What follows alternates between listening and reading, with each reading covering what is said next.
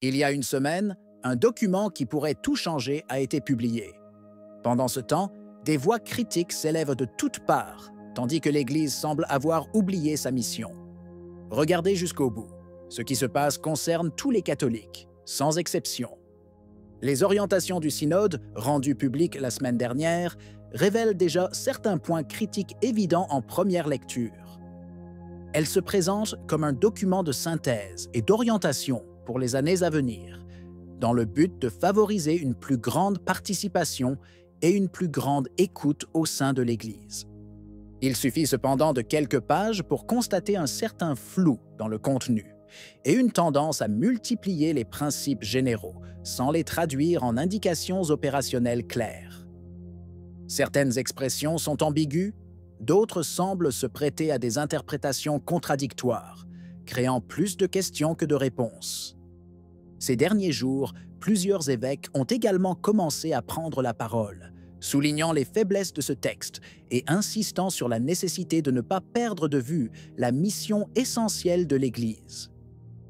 Parmi eux, deux figures déjà connues pour leur courage à dire ce que beaucoup pensent, mais n'osent pas déclarer ouvertement se distinguent, Joseph Strickland et Marianne Eleganti.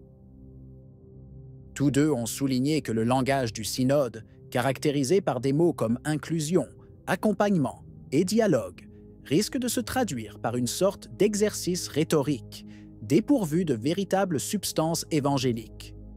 Strickland, dans plusieurs lettres et discours, a mis en garde contre ce qu'il considère comme un danger pour la foi de la simple synodalité, identifiant celle-ci, telle qu'elle est interprétée aujourd'hui, comme un instrument potentiel de désorientation plutôt que d'édification.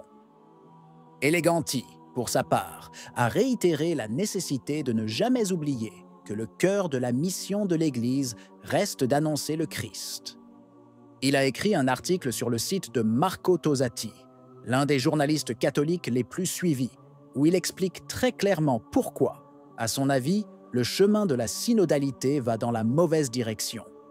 Eleganti appelle à mettre un terme à l'avalanche de documents, de directives et de réunions qui se succèdent depuis des années et qui, mises à l'épreuve, n'ont donné aucun résultat concret.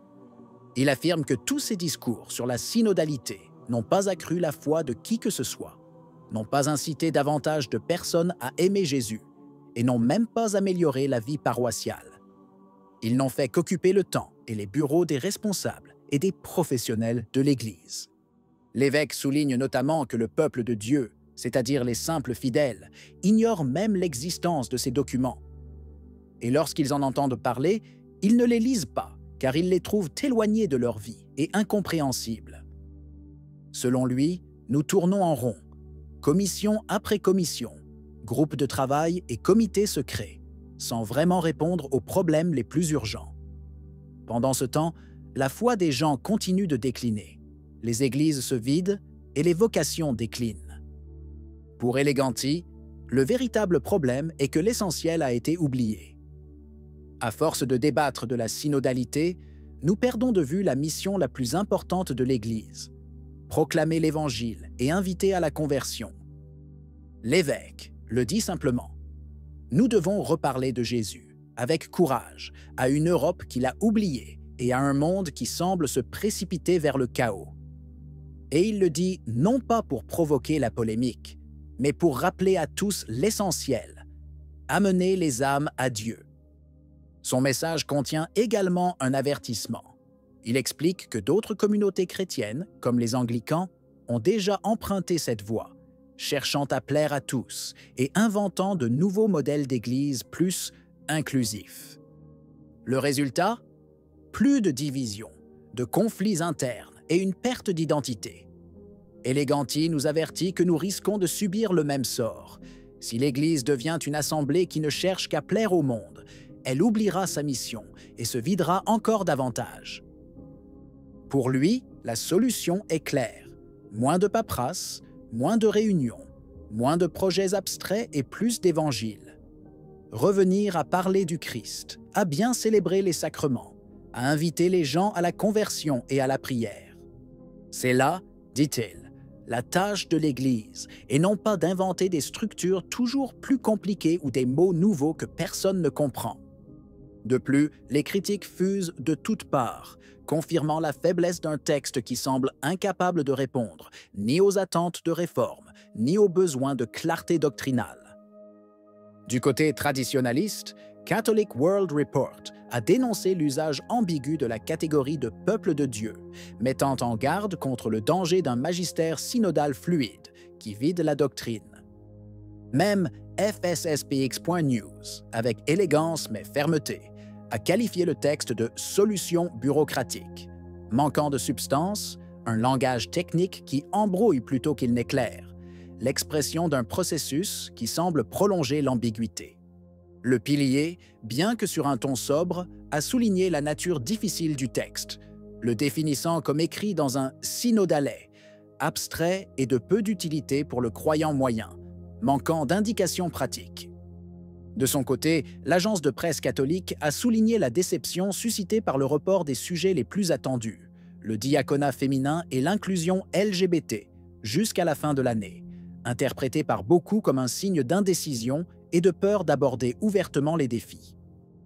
Même certains commentateurs du processus synodal, comme le rapportent Familia Christiana et d'autres journaux, ont parlé d'un texte trop pauvre par rapport aux attentes et incapable d'incarner l'esprit des consultations locales.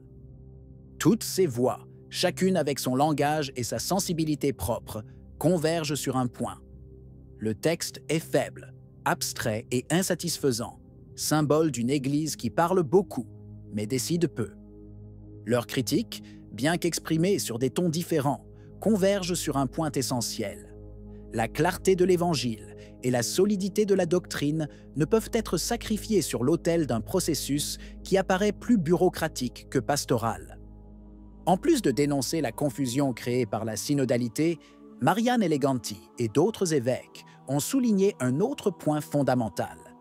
Il y a des problèmes beaucoup plus graves et urgents dans l'Église, que le synode semble complètement ignorer. L'une d'elles est la crise des vocations.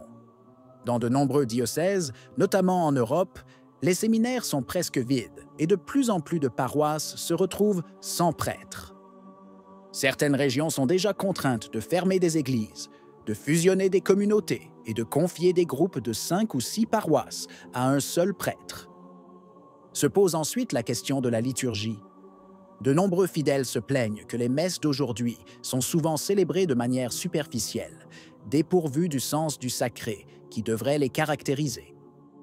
Trop d'abus, trop de confusion, trop d'improvisation. Cela aussi, selon les critiques, éloigne les gens de la foi. De nombreux baptisés s'éloignent de l'Église, ne croyant plus à la présence réelle du Christ dans l'Eucharistie, ni à la confession, ni aux sacrements en général. Un autre aspect inquiétant est le silence sur les questions morales et sociales fondamentales.